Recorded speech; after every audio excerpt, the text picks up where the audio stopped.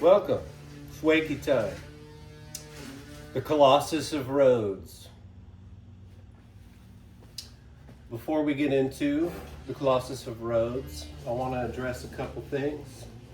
Coming in from the last video, I received some comments. Somebody said that you had to suffer in order to grow. And they also said that how would you know you've grown without suffering? And I replied a few things. I don't remember what they are, but after I replied in ways that you do not have to suffer. This came to me before I went to bed, and I wrote it down on this bill. The only time you suffer is when you have an unfulfilled desire, which is sin. Challenge me. That's what I wrote. And it took a couple days, but it hit me. I got it. If the only time you suffer is when you have unfulfilled desires, but you master the law of abundance, which eliminates fear and doubt, you live in the desires fulfilled. So all your desires are already fulfilled. Believe you have received it, then it is yours. No suffering. It's not required. Those are instructions from Jesus Christ. Yoda taught this in patience. There is much suffering in him. Suffering is not accepting the now. And if you live in the now as if you have already received it, and you master that, then,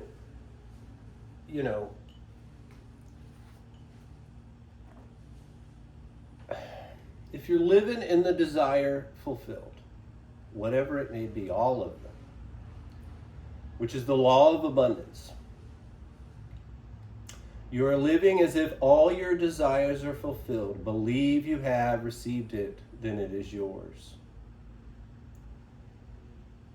It is only through fear and doubt that there is suffering. This practice mastered eliminates all of that. You think you have to suffer, and that's the problem. Thoughts,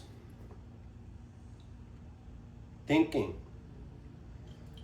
And this whole process is about eliminating that, gaining control over your thoughts and emotions, your fear and doubt. That's what I'm talking about. Suffering is not required. And I get markers of growth constantly. All the time. I mean, this is what I'm working on. This is what I'm mastering.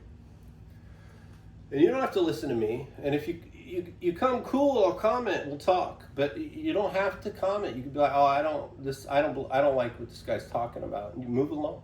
Move along. Move along.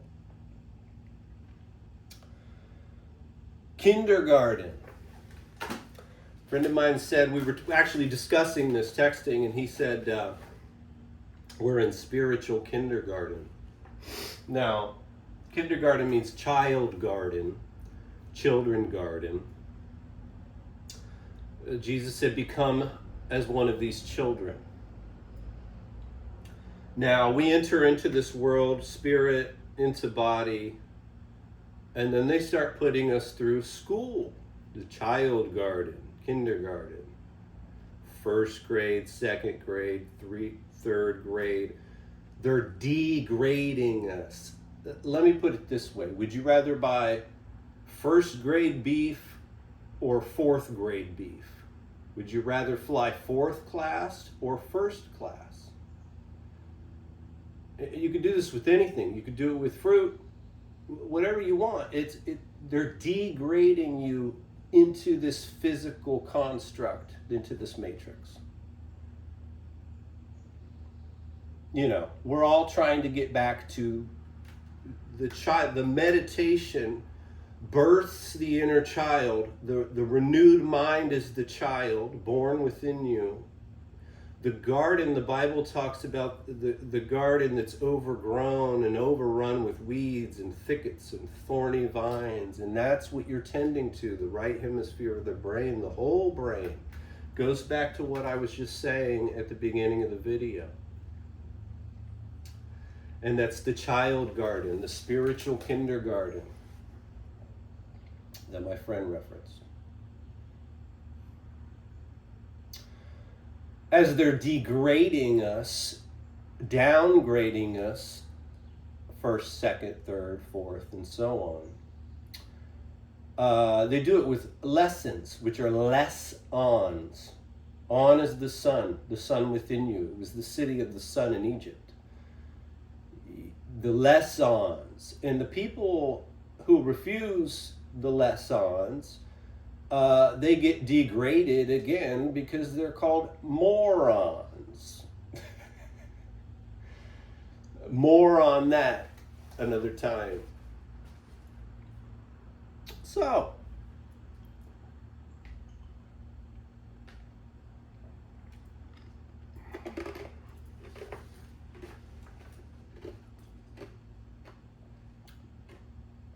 once again, this is its Wakey time. The Colossus of Rhodes. Now, the Colossus of Rhodes was a statue, a tall statue, cast in bronze, that stood at the harbor on the island of Rhodes in ancient Greece, supposedly. I'm not saying it didn't exist, but they have no evidence for it other than writings. And we'll get into that. The first writer I found is Pliny the Elder, 49 AD. He's a Roman historian. And he wrote, "But calling for admiration before all others was the colossal statue of the sun, which was Helios at the time, at Rhodes, made by Chares of Lindus, the pupil of Lysippus. This statue was 105 feet high." This is why I did its Wakey time in the first place. Now it's grown, and as I have grown in my experiences, but the whole point was there's all these ancient stories, and particularly this one coming from ancient Greece, that are about consciousness. They're about meditation. But when people got a hold of these stories later on, especially when there's no evidence, and I'm not saying there's no statue, but the statue would have been designed with the codes in it. It is one of the ancient seven wonders of the world, and an example of that is the Great Pyramid at Giza, which is a map of our brain and map of meditation and how it works. And we'll get into that. We'll do all the seven wonders. You fuck it. So this is a classic example of somebody taking ancient stories that were meant to teach mysticism, meditation, and they took it literally, they made it history, and then it got written into our history over time.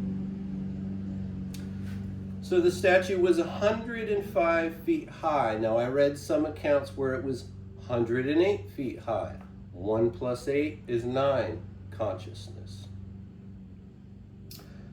105 feet, so 105 times 12 inches, 1,260, which is the number of the cycle of the sun. One cycle. That equals 9 when you add up 1, 2, 6, and 0, which is consciousness. 66 years after its erection. That's a long erection. 6 plus 6 is 12, which is a complete cycle of the sun. It was overthrown by an earthquake, circa 226 BC. 2 plus 2 plus 6 is 10, which in meditation, when you get to the 10th chakra, the tree of life, you have an earthquake because this is the earth and the electricity. You have a kundalini awakening, you have an electrical awakening throughout your body. Earthquake at 226 BC.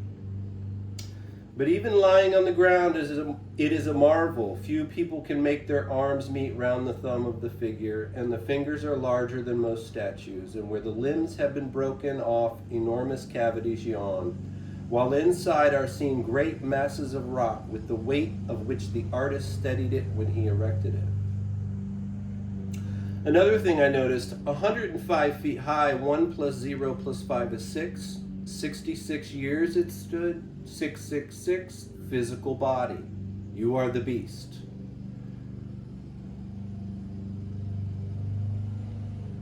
So the statue, the colossal statue is you.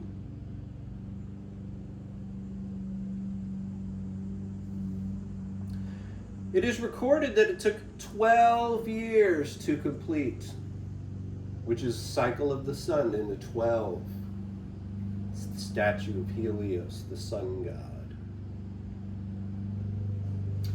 And cost 300 talents. 3 is the number of resurrection in mysticism and very much has to do with meditation.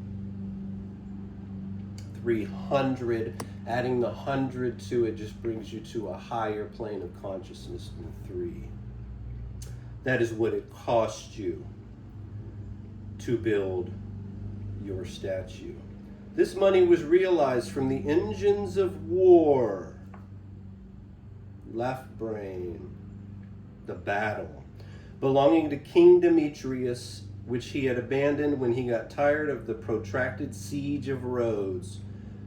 304 BC, which is 7.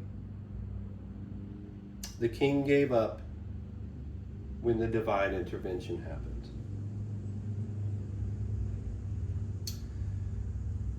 There are 100 other colossal statues in the same city, which though smaller than this one, would have each of them brought fame to any place where it might have stood alone. And besides these, there were 5 colossal statues of gods made by Bryaxis. And the 5 reminds me of the 5 senses that once stood, as did your physical statue. Now, Rhodes, Greek origin Rhodon, means rose. And the most common association, oh, I just said that. Yeah, they're notes, you know. And the island had a reputation for roses.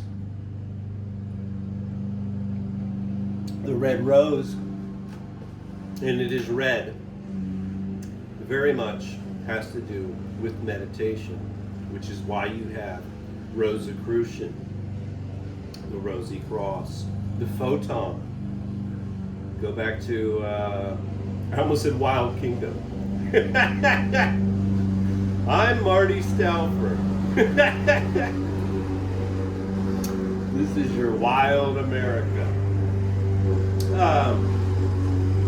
They're mowing outside. Fuck it.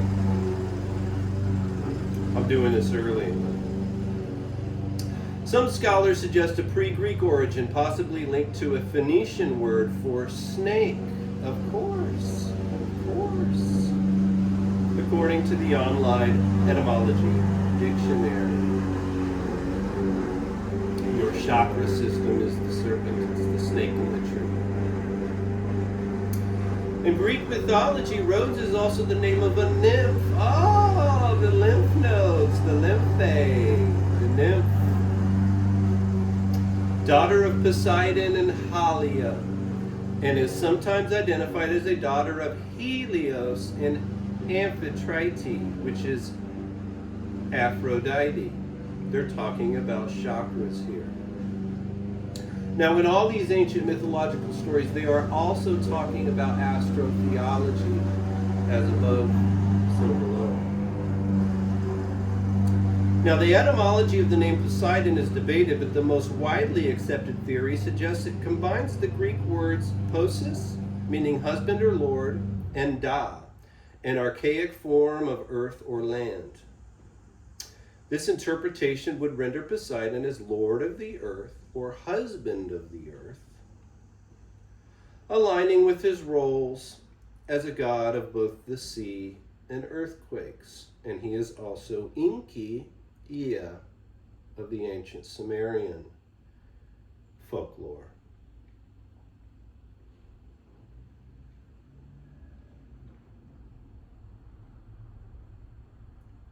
Master of waters. It would emphasize his dominion over the sea. So, what did it say? Daughter of Poseidon and Halia. Rhodes, the nymph. In Greek mythology, Halia, dweller in the sea, was a woman who, according to Rhodian tradition, became the sea goddess Leucothea. She was the lover of the sea god Poseidon, to whom she bore 7 children. 1, 2, 3, 4, 5, 6, 7.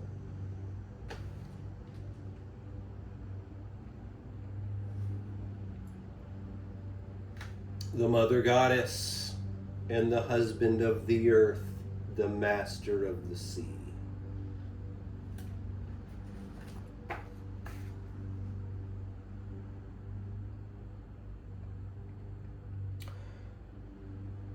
According to the account by Diodorus Siculus, Halia's brother, the Telcanes, nurtured the infant Poseidon and trusted on them by his mother Rhea.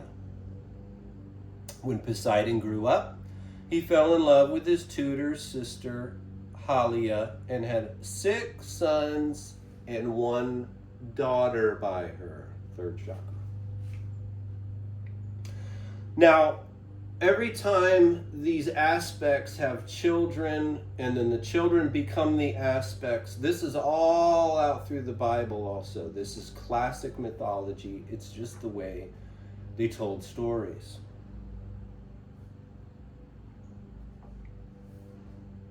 And it gets pretty deep. It gets very complicated because we're talking about the story written in the stars. It's talking about everything that goes along inside of our bodies and the processes and all the parts. And it does get complicated. I am here to bring you the stories of meditation. As I learn new details that delve deeper into these stories, I will share them, but it is really not a necessity. It's just fun. A friend of mine said today, Greek mythology is fun. So, it's interesting, it mentions the 6 sons and the 1 daughter, third chakra, Venus, Aphrodite, and it goes into years later, while the goddess Aphrodite was journeying from Cythera to Cyprus. She attempted to make a stop at Rhodes, the red rose, root chakra. I'm going with that. It fits into some other stuff. However, the sons of Poseidon and Halia, who were arrogant and insolent men, drove the goddess away. In anger, Aphrodite cursed them with madness, so they raped their own mother, Halia, and committed many acts of violence upon the natives. Disease popped in my head. When Poseidon learnt of this, he buried his children deep beneath the soil as Halia cast herself at the sea. She then became the goddess Leucothea, who is usually in other traditions identified with the Theban queen Ino instead, the daughter of King Cadmus. She was worshipped as a divine being by the Rhodians. In Greek mythology, Leucothea, white goddess, was a sea goddess. Myths surrounding Leucothea typically concern her original identity, either as Ino or Halia, in her transformation into a goddess. In the version of the myth from Rhodes, a nymph or minor goddess named Halia was the one who became Leucothea. Before her transformation, Halia was a telechine as a daughter of the Titans, Thalassa and Pontus, or Uranus. Poseidon became enamored with Halia, and together they had 7 children, a daughter, Rhodos, and 6 sons. One day when Aphrodite was sailing past Rhodes and attempted to stop at the island, their sons prevented the goddess from doing so. This is a repeat of the story I just read. Once again, Poseidon learned of what had happened. The sons were imprisoned beneath the island. The people of Rhodes traced their mythic descent from Rhodos and the sun god Helios. Poseidon is burying his children down here, burying them below the soil, below sea level. Your energy, that constant electricity is buried. This is premeditation energy. You know, Aphrodite's trying to rise, and you're like, no, I'm not doing that.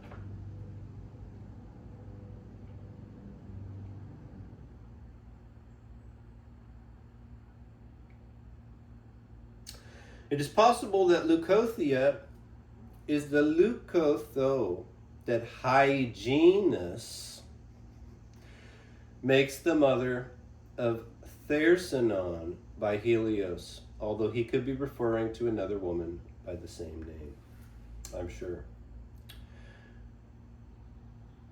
In Greek mythology, Ino was a Theban princess who later became the queen of Boeotia. After her death and transfiguration, she was worshipped as a goddess under her epithet, Leucothea, the white goddess. Alcman called her Queen of the Sea, which, if not hyperbole, would make her a goddess parallel to Amphitrite, which is Aphrodite, the third chakra.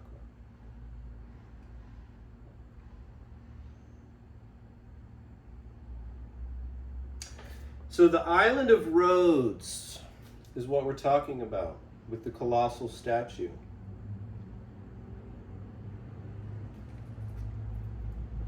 Rhodes is a Greek island. Largest of the Dodecanese from Greek Rhodos, which is perhaps from Rhode on Rose, which Beeks, I don't know who Beeks is, allows as a possibility, or Roya, pomegranate, which means seeds. Seeds. But more likely, rune from a pre-Greek name from Phoenician Erod, snake. Erod. Snake. For the serpents which were said to have anciently infested the island. It's talking about the sine waves. The kundalini, the coiled serpent at the base of your spine, at the base of your chakra system.